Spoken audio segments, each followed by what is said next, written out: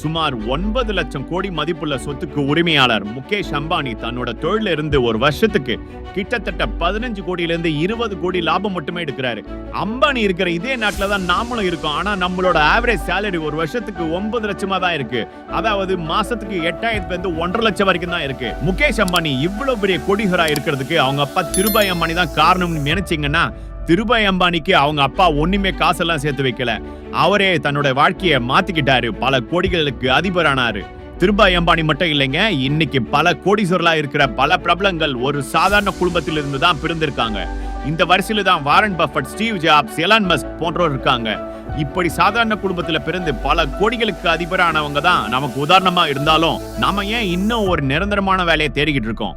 ஒரு தொழிலதிபர் ஒரு வருஷத்துக்கு 1 கோடி சம்பாதிக்கிறார்னா, அதே பணத்தை ஒரு அரசு ஊழியர் சம்பாதிக்கிறதுக்கு கிட்டத்தட்ட 10 வருஷம் ஆகுது. ஒரு டீச்சருக்கு 15 வருஷம் ஆகுது. வெறும் 25,000 மட்டுமே சம்பளம் வாங்குற ஒரு சாதாரண பையனுக்கு 30 வருஷத்துக்கு மேல ஆகுது.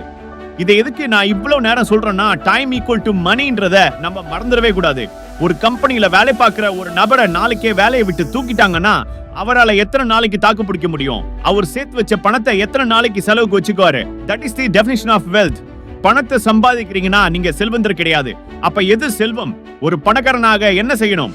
பணக்காரர்கள் எப்படி சிந்திப்பாங்க? கோடீஸ்வரர்கள் சாகுற வரைக்கும் பணத்துக்காக ஓடிக்கிட்டே இருப்பாங்களா? ஒருவர் பணத்தை சேர்த்து வைக்கிறதால மட்டும் பணக்காரனாக முடியுமா? இப்படி என்னோட பல கேள்விகளுக்கு விடை கொடுத்த புத்தகம் தான் ராபர்ட் கியோசாகி எழுதின ரிச் டாட் புவர் டாட்.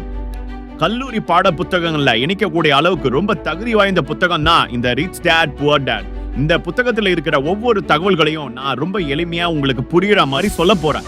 இந்த பதிவை பார்த்து முடிக்கும் போது பணத்தை பத்தின உங்க கண்ணோட்டமே மாறி இருக்கும்.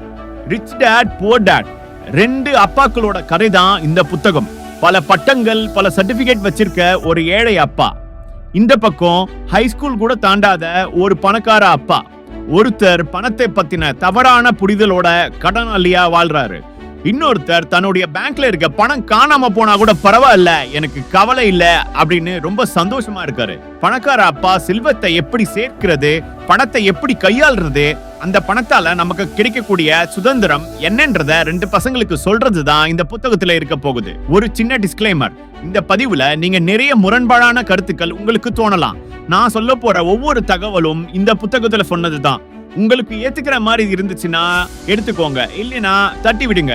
இந்த பதிவை பார்த்து முடிச்சதுக்கு அப்புறம் கூட என்னால ஒரு பணக்காரனா ஆகவே முடியாது அப்படின்னு நீங்க நினைச்சீங்கன்னா, நீங்க நினைக்கிறது தான் நிஜமா. Lesson 1, the rich don't work for money. ஏழைகளும் நடுத்தர மக்களும் பணத்துக்காக வேலை செய்வாங்க. பணக்காரர்களுக்கு பணம் வேலை செஞ்சு கொடுக்கும். இந்த புத்தகத்தை எழுதின ஆத்தர் கியோசாகி 9 வயசு பையனா இருக்கும்போது அவருக்கு ஒரு நண்பன் இருந்தான். அவனோட பேர் தான் மைக். மைக் வேற யாரும் இல்ல, அந்த பணக்கார அப்பாவோட பையன் தான். ராபர்ட்டும் அவனோட நண்பன் மைக்கோட வீட்டுக்கு போகும்போது அந்த பணக்கார தந்தை அங்க இருக்காரு. அவர்கிட்ட ராபர்ட் ஒரு கேள்வி கேட்கிறாரு, பணத்தை எப்படி சம்பாதிக்கிறது? ராபர்ட்டுக்கு இந்த கேள்வி வந்ததுக்கு காரணமே அந்த பணக்கார தந்தையோட கம்பெனில தான் வேலை பார்த்துட்டு இருக்கான் இந்த ராபர்ட். ஒரு வாரத்துக்கு வெறும் 10 சென்ட் சம்பளத்துக்காக கஷ்டப்பட்டு வேலை பார்த்தா ராபர்ட். ராபர்ட்டுக்கு இருந்த 2 கேள்வி, இந்த 10 சென்ட்டுக்காக நான் எவ்வளவு கஷ்டப்பட்டு வேலை பார்க்கிறேன், இந்த வேலையை பார்க்கறதால மட்டும் எங்க வறுமை போக்கிட முடியுமா அப்படிங்கிற கேள்வி மனசுக்குள்ள ரொம்ப நாளா ஓடிக்கிட்டே இருந்துச்சு. அதனாலதான் மைக்கோட அப்பாவை பார்த்த உடனே பணத்தை எப்படி சம்பாதிக்கிறதுன்னு கேட்டாரு. அதுக்கு அந்த ரிச் டாட் என்ன சொன்னாரு தெரியுமா? வாழ்க்கை எல்லாருக்குமே கஷ்டத்தை தான் கொடுக்கும். பல பேர் கை விட்டுருவாங்க, சில பேர் சண்டை செய்வாங்க, வெகு சில பேர் மட்டும் தான் பாடத்தை கத்துக்குவாங்க. பெரும்பாலான மக்கள் பணப்பற்றாக்குறையினால தங்களுடைய வேலையவே விட்டுருவாங்க. புதுசா ஒரு விஷயத்தை கத்துக்க கூடிய வாய்ப்பை தான் செல்வமா நினைப்பாங்க. நல்லா யோசிச்சு பாத்தீங்கன்னா, நம்ம கூட சில பேர் இருப்பாங்க. அவங்களுக்கு புதுசா ஒரு விஷயத்தை கத்துக்கணும்னு ஆசை இருக்கும், ஆர்வமும் இருக்கும். அதை கத்துக்கிட்டா அவங்களோட வருமானமும் கூடும். ஆனா நேரம் இல்லைன்னு சொல்லி அதை தட்டி கழிச்சுட்டே இருப்பாங்க. தட்டி கழிக்கிறது மட்டும் இல்லாம வாழ்க்கையில எந்த மாற்றமும் இல்லாம ஒரே இடத்துல இருப்பாங்க. எப்ப கேட்டாலும் அடுத்த மாசத்துல இருந்து இதை ஆரம்பிக்கணும் அப்படின்னு மட்டும்தான் சொல்லுவாங்க. நீ ஒரு பணக்காரனா ஆகணும்னா முதல்ல பணக்காரர்களை போல சிந்திக்க பழகணும். நம்மளை மாட்ட வைக்கக்கூடிய பொறி எது தெரியுமா? நம்ம எவ்வளவுதான் கஷ்டப்பட்டு உழைச்சாலும் உழைப்புக்கு ஏத்த ஊதியம் கிடைக்காம நாம இன்னும் கஷ்டப்பட்டு உழைச்சாதான் பணம் சம்பாதிக்க முடியுன்ற பிம்பத்தை உருவாக்குறது. ஜாப் செக்யூரிட்டின்ற பேர்ல நிரந்தரமே இல்லாத இந்த வாழ்க்கையில நிரந்தரமா வேலையை தேட வைக்கிறது. வருஷத்துல 3 வாரம் வெக்கேஷன், 60 வயசுக்கு மேல பென்ஷன், இதெல்லாம் உங்களை சிக்க வைக்கக்கூடிய பொறின்னு சொன்னா இங்க பல பேருக்கு கோபம் தான் வரும். நாம நடுத்தரத்திலேயே இருக்கிறதுக்கு காரணம் இந்த பயமும் பேராசையும் தான். இந்த பணம் இல்லைன்னா நாளைக்கு நம்ம என்ன ஆக போறோம் அப்படின்ற பயத்துல கஷ்டப்பட்டு உழைக்கிறோம். கொஞ்சம் நிறைய சம்பாதிக்க ஆரம்பிச்ச உடனே நமக்கு எதெல்லாம் பேராசையா இருக்குதோ அதை எல்லாத்தையும் வாங்கி குவிக்கிறோம். அதனால மறுபடியும் நமக்கு பணப்பற்றாக்குறை வருது. இந்த செலவுக்காக நம்ம கஷ்டப்பட்டு இருக்கிற வாழ்க்கை ஃபுல்லா உழைச்சிக்கிட்டே தான் இருக்கும். புது கார், புது பைக், புது ஷூஸ், புது போன், புது வீடு, இந்த மாதிரி நம்ம வரவுக்கு ஏத்த மாதிரி நம்ம செலவுகளை அதிகப்படுத்திக்கிட்டே தான் இருக்கோம். இத மறுபடியும் பண்றதுனாலதான் இத ராட் ரேஸ்னு சொல்றாரு ரிச் டாட். இந்த பசங்களோட 9 to 5 ஜாப் மென்டாலிட்டியை உடைக்கிறதுக்காக உங்களுக்கு இனிமே வாரம் நான் தரப்போற 10 சென்ட் உங்களுக்கு கிடையவே கிடையாது. அதுக்கு பதிலாக நீங்க என்கிட்ட பணக்காரர் ஆகக்கூடிய பாடங்களை கத்துக்கலாம்னு சொல்றாரு ரிச் டாட். இதுக்கு ராபர்ட்டும் மைக்கும் ஒத்துக்கிறாங்க. ராபர்ட் தன்னுடைய ஏழை அப்பா கிட்ட இந்த விஷயத்தை சொல்லாம தொடர்ந்து வேலை பார்க்க ஆரம்பிக்கிறான். அப்படி ஒரு நாள் வேலை பார்த்துக்கிட்டு இருக்கும்போது 2 காமிக் புத்தகங்கள் கீழே விழுந்து கிடக்கிறத பாக்குறான். அதை பார்த்ததும் ராபர்ட்டுக்கு தெரியுது இது ரொம்ப பழைய காமிக் புத்தகம், இதை படிக்கிறதுக்கு நிறைய பேர் ஆர்வமா இருக்காங்க. அது போக இது இப்போ கடைகளிலும் கிடைக்கிறது கிடையாது. அதனால அவங்க வீட்டுக்கு கீழே ஒரு சின்ன ரூம்ல பல புத்தகங்களுக்கு இடையில இந்த காமிக் புத்தகங்களையும் வச்சு ஒரு குட்டி நூலகத்தை உருவாக்குறான். அவங்க ஸ்கூல்ல படிச்சுக்கிட்டு இருந்த எல்லா பசங்க கிட்டையும் சொல்றான், என்னோட லைப்ரரிக்கு வாங்க, இந்த காமிக் புத்தகம் என்கிட்ட என் லைப்ரரியில இருக்கு, நீங்க ஒரு வாரத்துக்கு 10 சென்ட் கொடுத்தா போதும்னு சொல்றான். அது மட்டும் இல்லாம தன்னுடைய தங்கச்சி அந்த லைப்ரரியில நீ சும்மா உட்கார்ந்தா போதும், உனக்கு கீ லெசன்ஸ். வேலைக்கு போய் சம்பாதிக்கிறது ஒரு தற்காலிக தீர்வா இருக்கலாம். அதிகமா சம்பாதிக்கிறீங்கன்னா உங்க செலவையும் அதிகப்படுத்துவீங்க. அது மனித இயல்பு தான். பயமும் பேராசையும் தான் நம்மளை ஆட்டி படைக்குது. ஒரு தடவை இந்த எலிப்பொறியில மாட்டிக்கிட்டீங்கன்னா வெளியே வர்றது கஷ்டம்தான், ஆனா முடியாதுன்னு கிடையாது. Lesson 2, why teach financial literacy. இப்ப நீங்க எவ்வளவு சம்பாதிக்கிறீங்கன்றது முக்கியம் இல்ல, உங்களிடம் எவ்வளவு இருப்பு இருக்கிறது என்பதுதான் இங்க மிக முக்கியம். நீங்க நிறைய மதிப்பெண் எடுத்தீங்கன்னா பணக்காரர் ஆகலான்றது முட்டாள்தனம். படிப்பு எந்த வகையிலும் முக்கியம் இல்ல அப்படின்ற மாதிரி தான் இந்த ஆத்தர் சொல்றாரு. ஆனா என்னைய கேட்டா நம்ம மக்கள் எல்லாருக்குமே கல்வி மிக முக்கியமான ஒன்று. கல்வி இல்லாம ஜெயிச்சவங்க 10 பேர் இருக்கலாம், ஆனா கல்வியால ஜெயிச்சவங்க 1000 பேர் இருக்காங்க. கல்வி என்பது ஒரு அடிப்படையான தேவை. ஆனா அது உங்களை பணக்காரன் ஆக்குமான்னு கேட்டா கண்டிப்பா இல்ல. ராபர்ட் கியோசாகி நம்முடைய கல்வி முறை ஒரு தொழிலாளியை உருவாக்கத்தான் படைக்கப்பட்டிருக்கு அப்படின்னு சொல்றாரு. பணம் சம்பாதிக்கிறதுக்காக தான் படிக்கிறோம், ஆனா அந்த பணத்தை எப்படி கையாளணும், செல்வத்தை எப்படி அதிகப்படுத்தணும், சம்பாதித்த பணத்தை எப்படி காப்பாற்றணும், இந்த மாதிரியான எதையுமே நாம் பள்ளிக்கூடங்களில் கல்லூரிகளிலும் சொல்லி தர மாட்டாங்க.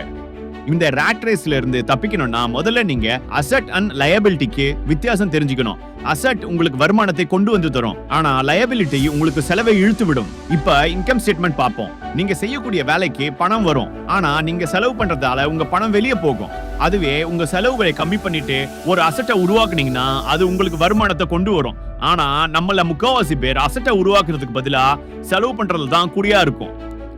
ஒரு அசெட்டோட கேஷ் ஃப்ளோ இப்படி தான் இருக்கும், ஆனா லயபிலிட்டியோட கேஷ் ஃப்ளோ இப்படி தான் இருக்கும்.